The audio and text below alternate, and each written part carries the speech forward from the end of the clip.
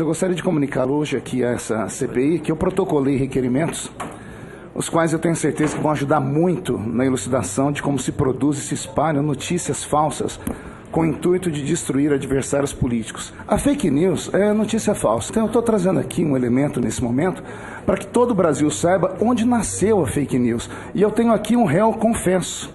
O réu confesso diz assim: Viu, gente? Era bonito a gente viajar ao mundo e falar, no Brasil tem 30 milhões de crianças de rua, no Brasil tem 30 milhões, a gente nem sabia, tem não sei quantos milhões de abortos, era tudo clandestino, mas a gente ia citando números, sabe? Se o cara perguntasse a fonte, a gente não tinha, mas a gente ia citando números. Eu não esqueço nunca, eu estava debatendo o Roberto Marinho e o Jaime Lerner em Paris. Mas eu estava dizendo, porque no Brasil tem 25 milhões de crianças de rua. Eu era aplaudido calorosamente pelos franceses. Quando eu terminei de falar, o Jaime Lerner falou assim para mim, ô Lula, não pode ter 25 milhões de crianças de rua, Lula. Porque senão a gente não conseguiria andar nas ruas, Lula. É muito. O áudio aqui, senhor presidente, do condenado Luiz Inácio Lula da Silva, que inclusive em uma palestra ele se orgulha de, como representante do Brasil, mentir para chamar a atenção dos países por onde ele passava. Ele diz aqui que ele foi, inclusive, questionado pelo Roberto Marinho e Jaime Lerner, que ele disse, Lula, se tivesse tantas crianças assim na rua, a gente não conseguia andar na rua. E ele mesmo dá risadas. Ele disse, nós tínhamos orgulho de viajar o mundo mentindo sobre o Brasil.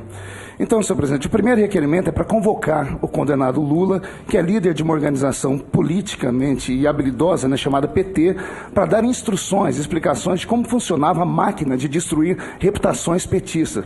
Junto ao requerimento, um vídeo onde o Lula dá uma verdadeira aula de como se produz e se espalha fake news. Foi esse que eu aqui acabei de mostrar para vocês. Quando governava o PT, ele usava o Ministério da Justiça e os órgãos policiais para produzir falsos dossiês contra adversários e depois despejavam esse material falso na internet e assim no intuito de destruir as reputações.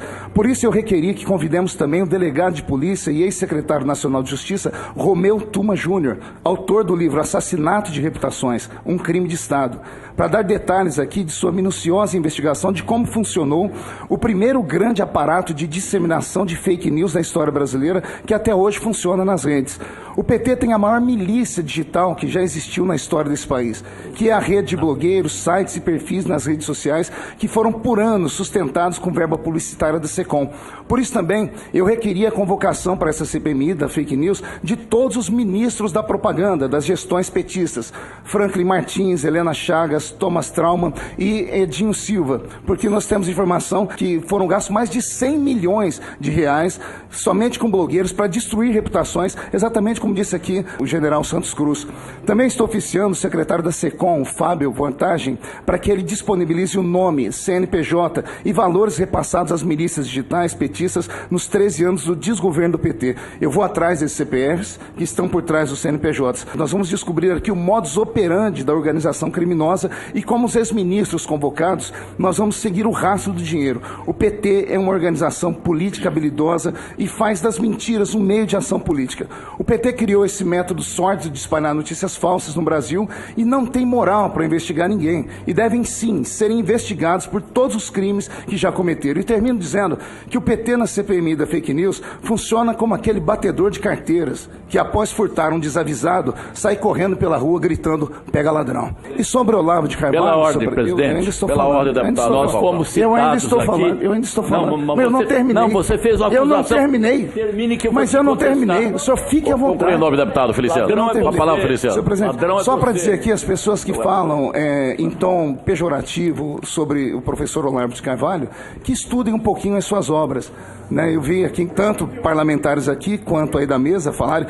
Eu convido vocês a lerem o Imbecil Coletivo, o Imbecil Coletivo 2, o futuro do pensamento brasileiro, o exército da história do Brasil. Então vamos entender que o professor Olavo nunca foi contra o exército brasileiro. Agora. A dialética simbólica, Maquiavel ou a sua confusão demoníaca e, entre outros livros, a filosofia e a sua inversão. E vocês vão ver que ele é de fato uma pessoa extremamente preparada, habilidosa e não pode sofrer aqui depreciação. E se quiserem, convide ele para estar aqui na CPI e pronto.